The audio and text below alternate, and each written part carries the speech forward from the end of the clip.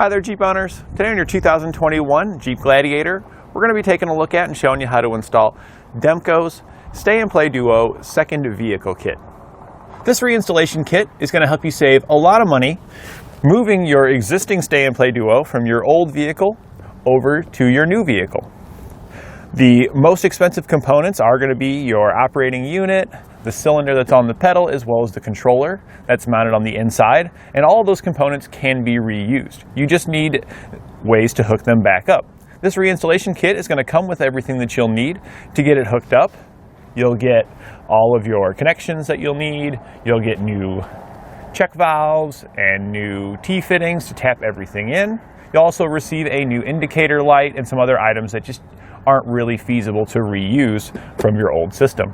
And in addition to that, you'll also receive a new breakaway switch, because even if your old one does still function, it's a good idea to replace it to ensure that you've got a proper operating unit. In the event of that catastrophic failure, you want to make sure your system works. A couple of things you might want to consider is some extra hose, because you do not get new hose with the kit. You can reuse your old hose, but you do cut your hose to length. So depending on the vehicle you're moving it over to, you may need longer length of hose than what you have available to you. You can get that at your local automotive store. It's a 3/8 inner diameter hose.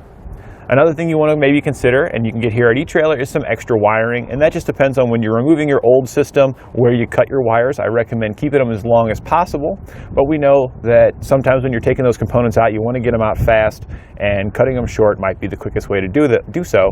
So you can just purchase extra wire to make up for that length that you just cut out of your old vehicle. There's 5 main components you'll need when flat towing your vehicle behind your motorhome. You'll need your tow bar, which is the connection between the motorhome and the vehicle.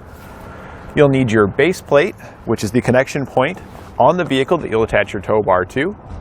You'll need your safety cables, which is a supplemental connection in addition to the tow bar. You'll also need your diode wiring, which will take all the lighting signals from your motorhome and transfer them to the lights at the back of the vehicle, so they know your intentions when going down the road.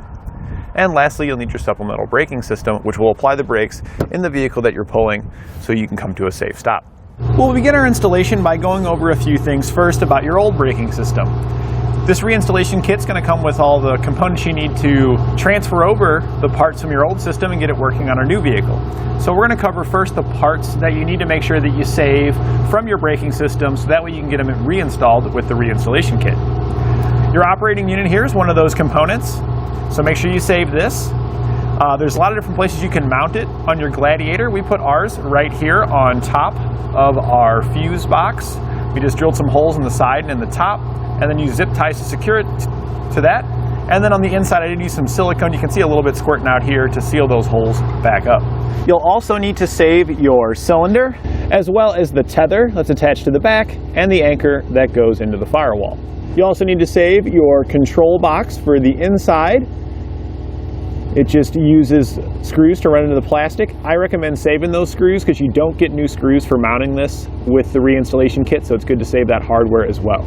So now that we've got all the things that you need to save, some of the things that you're going to want to mount up before you wire things up that does come with the reinstallation kit is your breakaway switch. So you want to go ahead and get that mounted up here at the front, so that way you know how long you need your wires to be and stuff to reach your switch. The one that comes in your kit is going to look just like this, except for this portion here that's black is actually just metal. I took some black gloss spray paint and just spray painted it, so that way it would match the rest of the front of our Jeep here. You'll also receive a new LED indicator, and that's because this is held on with double-sided adhesive tape. Typically, once you pull off the old indicator, you can't get it to re-stick to a new surface because the adhesive is worn out. So you do get a new one of those. With this one, you just pull off that adhesive backing and then just stick it on the back side of the mirror. If you have any sensors on the back side of the mirror, sometimes there's rain sensing circuits and other little sensors here. Don't cover those up. I usually just feel around for them because there'll be a little like pocket where the sensor would be.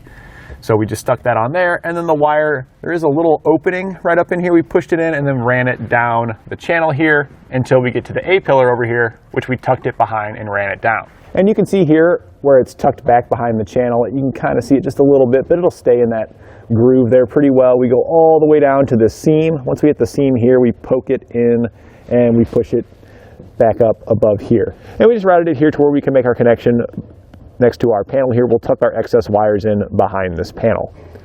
The LED indicator does have 2 wires on it. It's got a red and a black. The red wire will need to connect to a stoplight switch, and the black will connect to the black wire off of the box here, which receives ground only when you have the system armed. That way, when you have it turned off here, the LED indicator doesn't illuminate when you press the brake pedal. But if you have it turned on when you press the brake pedal and it moves the switch, it will activate it. So to get this wired up, our Gladiator here doesn't have a regular stoplight switch, so we don't actually have a way to send that stoplight signal to the red wire. So this is a component you are going to want to consider to be able to get this monitor light working, and it's just an additional stoplight switch that we'll install on the pedal. It does not come included with your kit, and you can see the stoplight switch located right here. This attaches to a bracket. You can see it goes up there. There's a single bolt in the steering column. You're just going to remove the nut off that stud there. You'll slide the bracket up and then reinstall the nut, and it angles towards the brake pedal. That's the shaft right here, and that way the switch will actually contact. There's a little ear that comes over that the switch is contacting, so that way when you press the brake pedal, it will engage the switch, and then when the pedal is returned, it presses it on the plunger on our switch here, and it opens it back up.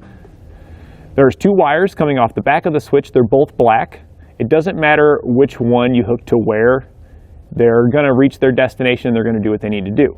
One of these wires off this switch needs to be connected to power.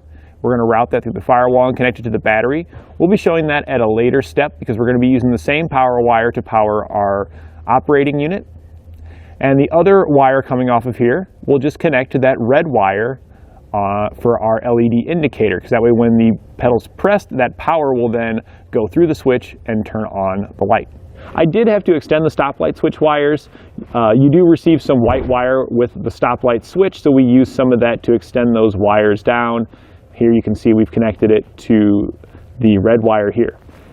The black wire here has to go to the black wire off the box. We use some of the white wire again to extend it.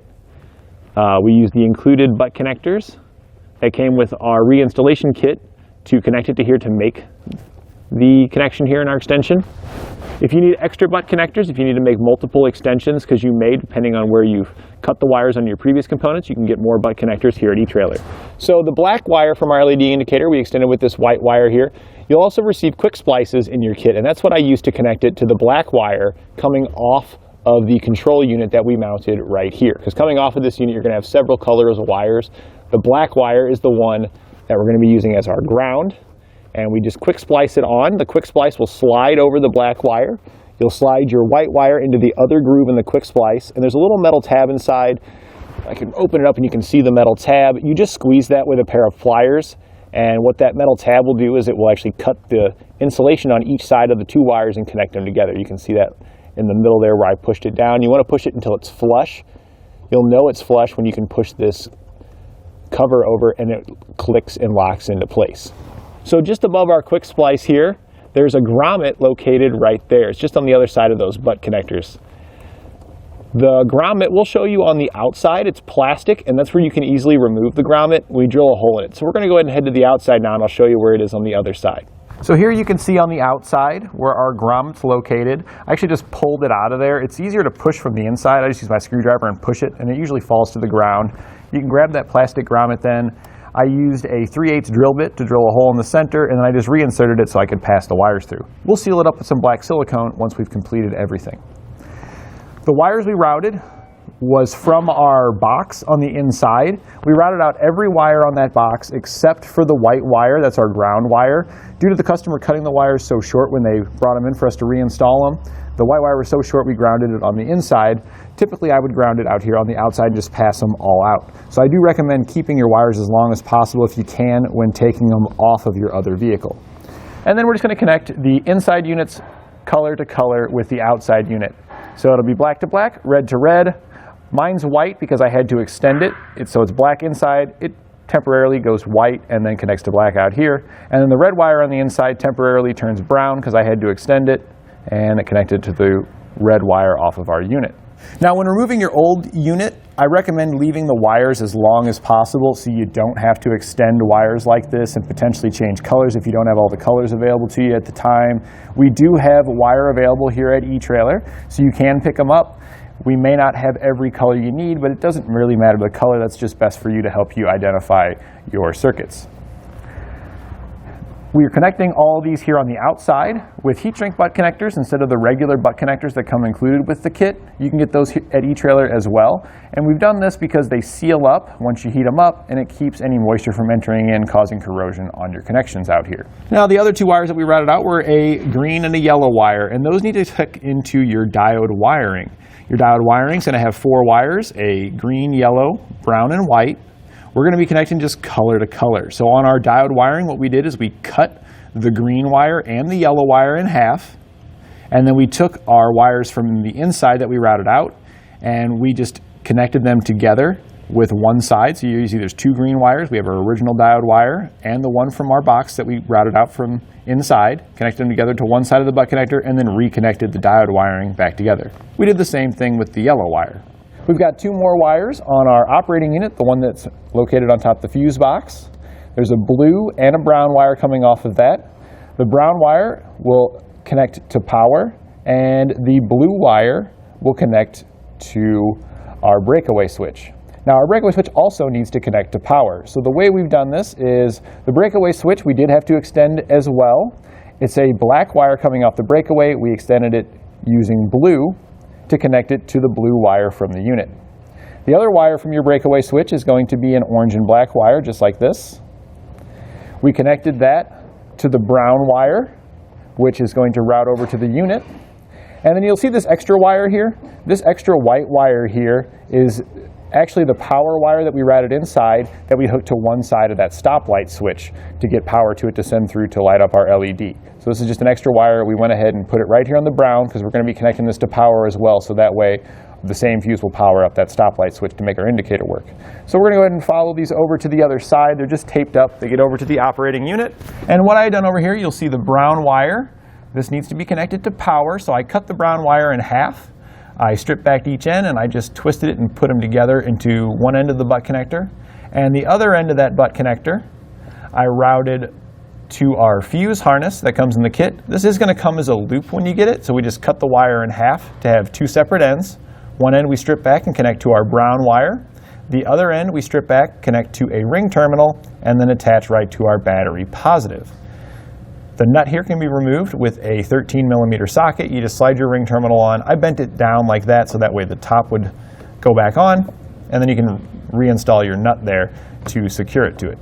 Now, I do recommend waiting to install your fuse until you've completed your full braking system install, so that way when you're working with wires and stuff, you don't accidentally cause any shorts. Also on your operating unit, you're going to have 2 hoses you'll need to connect. The small hose here, you'll receive additional hose in your reinstallation kit so you can get this reinstalled. It just pokes right in. That's a quick connect fitting there, so it just pokes in. And then we route it across to the other side. It goes through the grommet, and we're going to go to the cylinder on the inside that we mounted to the pedal. Once you've got your hose routed inside, you're likely going to have some excess that you need to get rid of. When cutting this air line, since they go into quick connect fittings, it's really important that you have a clean square cut on the end for it to seal properly. If you were to use just a pair of wire cutters or side cutters, it would give it kind of a V shape. It wouldn't be very clean, and it would deform the roundness of it because it would kind of squish it before it cut it. So you want to use hose cutters when cutting this hose. You can get a set here at eTrailer. It's a little bit smaller than the pair we have here, but it's actually more convenient when working inside these. You can see here when I cut it, it cuts through it nice and easy, and I'm doing it perpendicular with it. Glides right through, and we've got a nice clean cut. Once you've got it cut to length, you can then just poke that hose right into your cylinder. And that gets this routed up. While we're also on the inside here, I talked about the ground wire off the unit. I just wanted to go ahead and show it to you. There's the ground wire from our unit here, the little white wire coming off this box. We attached a ring terminal to it and put it on the stud right here, just behind the brake pedal. That's where we get our ground from. Now, the other hose that you'll need to attach actually does not come in the kit. So if you can, try to save this hose. But in most scenarios, you have to cut this hose to length and stuff when you installed it on the other vehicle. And there's a good chance it's just not going to be the appropriate length to make the connections you need on your new vehicle. So you can pick this up at your local automotive store if you do need more hose, if the previous vehicle had the lines just cut too short because that's where the components were on that vehicle. This is a 3/8 inch inner diameter hose, and you can see here that it's about as thick as my finger, just for reference. The operating unit here should have a check valve on this side, so you want to make sure you keep that on the unit. But you do receive a new check valve in your kit. That's going to go over on the other side. So if we're going to follow this over, let's go across the back here, zip tying it to the wiring that we routed. Go above our reservoir, and this is our factory brake vacuum booster line right here. We need to tap into this line because when our system activates, it's actually going to draw air from the booster, creating assist while pressurizing the cylinder on the inside. So we tee into this line right here next to the brake reservoir. In between that and the coolant reservoir, we cut the hose kind of right after the turn. There's a little 90-degree here. We cut it kind of right after that. Then we cut small, probably about 1.5 to 2 inch sections from our 3/8 hose here to make our connections. We slide one small section onto the factory line here and then secure it with the included hose clamp. The other side of this small section of hose will go into the T-fitting that comes with your reinstallation kit. The other side of the T-fitting, you'll have another section of small hose, and if you can reuse these sections from your previous installation, but they can be very difficult to get those removed, so they often do get damaged. On the other side of this hose, we put the check valve that does come included with your kit, making sure that the black side faces towards your engine, not towards the booster. And then another small section of hose where it reconnects back to the factory line, and again we secure it with a hose clamp to that factory line. The large hose that we routed over goes to the last spot on our T, which will then go over to that unit. So now that we've got all of our connections made, we can go back and insert our fuse. You'll get a 20 amp fuse with the kit, just push it in there, close it up, and now we can test our system to make sure it's working properly. Inside that control unit we mounted on the inner kick panel, there's a switch there we talked about. You want to make sure you flick that to the on position so we can test it. And now we're just going to pull the breakaway pin. This is going to verify the system works, as well as verifying that our safety system for our breakaway is working as well.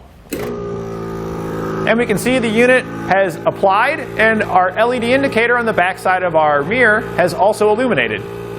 Now that everything's working properly, I do recommend you get an assistant to maybe pull that pin a couple of times while you look on the inside to make sure that the cylinder is, when it's pulling the pedal, that the cable is pulling straight behind it. If it's pulling it at an angle, it can actually wear that cable and cause it to fray and then damage. So just make sure that it's pulling it in a nice straight line. And that completes our installation of Demco's Stay-In-Play Duo second vehicle reinstallation kit.